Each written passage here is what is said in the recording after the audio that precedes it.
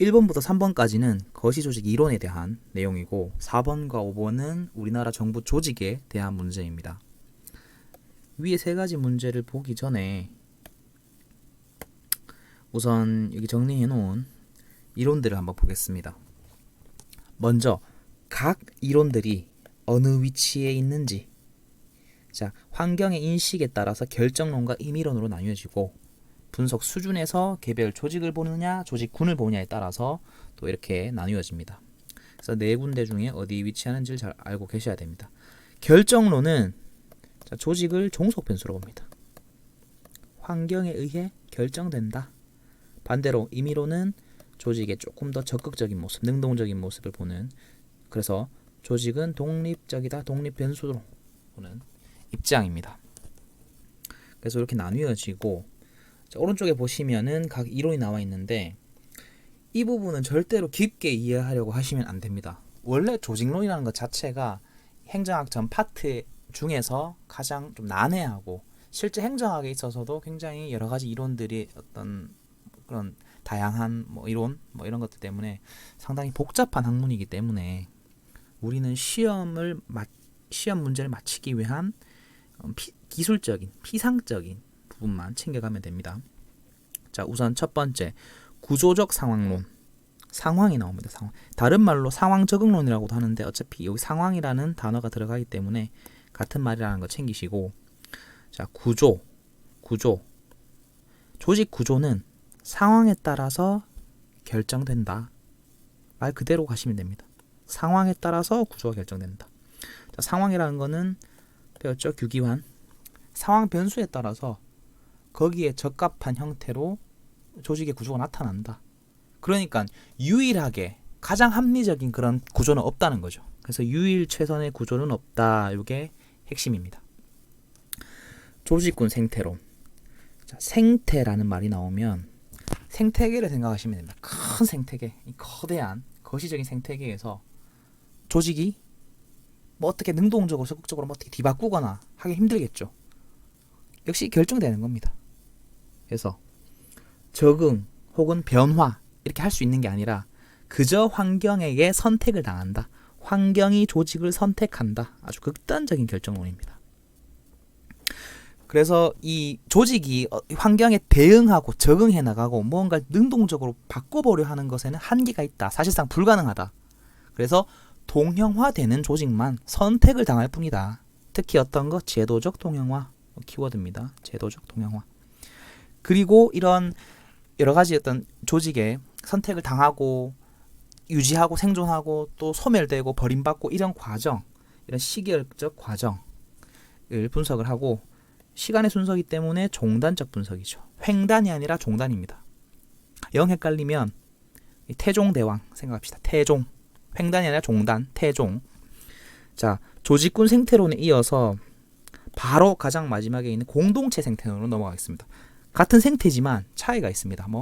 조직군 생태는 결정론이고 공동체 생태론은 임의론입니다. 자, 조직군 생태에서 나아가서 공동체로서 연대를 하네.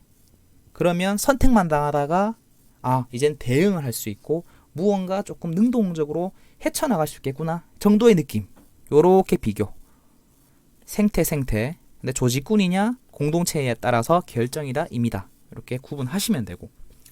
자, 제도적 동형화로는 사실은 크게 나오지 않습니다. 그냥 그런 게 있나 보다라고 생각하시고, 다만 여기 이제 동형성, 이 역시도 사실 결정론, 아까 앞에서 봤던 것처럼 선택당한다. 동형화에 있어 동형화된 그 조직들만 살아남을 수 있다 라는 의미에서 동형성이고, 이게 정당성, 배태성, 그냥 다 비슷비슷한 의미구나, 그런 단어가 있구나 정도. 정당, 동형, 배태. 이것까지 굳이 두 문자 탈 필요는 없지만 굳이 암기하시겠다면은 여기 정동태, 능동태, 수동태 말고 정동태, 요 세 가지 챙겨가시면 되고. 자, 전략적 선택. 말 그대로 전략적으로 선택을 한다. 그럼 결정당하는 게 아니라 좀 더 적극적인 느낌이죠. 자, 임의론에 있으면 임의론입니다. 그래서 관리자의 어떤 자율적 판단, 전략 이런 것들을 통해서 능동적으로 무언가를 선택하고 조직 구조가 결정된다라는 입장입니다. 능동. 전략은 능동적으로 짜는 거죠. 마지막으로 자원 의존. 자, 자원에 의존한다. 의존이니까 왠지 피동적이고 수동적인 느낌이 들지만 반대입니다. 자원이 그만큼 중요하니까 자원에 의존한다는 얘기지. 그 자원을 획득하고 그 희소 자원에 대한 통제, 관리 이런 것들은 이제 능동적이고 적극적이다. 이렇게 생각하시면 됩니다. 그래서 여기 나오죠. 희소 자원에 대한 통제 능력, 그냥 능동적이고 적극적인 환경관리.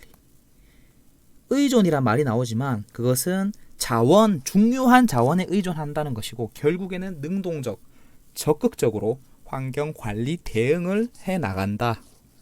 이렇게 생각하시면 됩니다. 반복해서 봐주시고 너무 깊게 생각하지 마시고 이 피상적으로, 기술적으로만 받아들이시면 됩니다.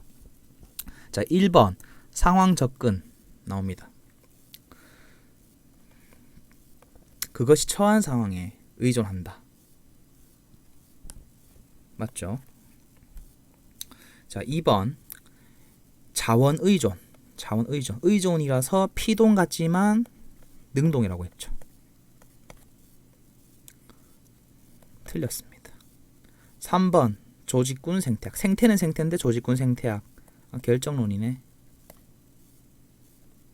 결정론이면 적극, 능동 이런 거 안 된다 그랬죠. 적극이 아닙니다. 선택당할 뿐이다. 틀렸습니다. 자, 4번 문재인 정부에서 이제 소방청, 해양경찰청 여기에 대한 문제가 자주 나오죠. 자, 소방청은 그 이제 행안부 산하가 맞는데 문제가 이제 해양경찰은 경찰과 달리 해양을 생각하시면 됩니다. 해양. 그래서 해양수산부 소속이죠. 틀렸습니다. 정부 조직도 잘 한번 확인하셔야 됩니다. 특히 이전 정부와 비교해서 달라진 점 반드시 챙기셔야 되고. 자, 마지막으로 복수차관 문제. 자, 일단 우리나라는 복수차관이 이제 부처가 5개입니다. 틀렸습니다. 5개인데 기재부부터 해서 이제 국토교통부까지 하고 이 산업통상자원부 이게 틀렸습니다. 자, 5가지를 혹시 외우기가 조금 힘드신 분들은 개인적으로 이렇게 외웁니다. 자, 국어시험을 쳤습니다. 국어시험을 치고 문제를 한번 맞춰봐야 되겠죠. 답을 복기를 해봐야겠죠. 문제를 복기를 합니다. 누구랑? 국문과 나온 과외쌤이랑. 복수차관은 기국문과외. 복기를 한다. 국문과 나온 과외쌤이랑. 복기 국문과외. 뭐 이렇게 외우셔도 되고 아니면 뭐 하여튼 알아서 잘 외우시기 바랍니다. 오늘 여기까지 하겠습니다. 감사합니다.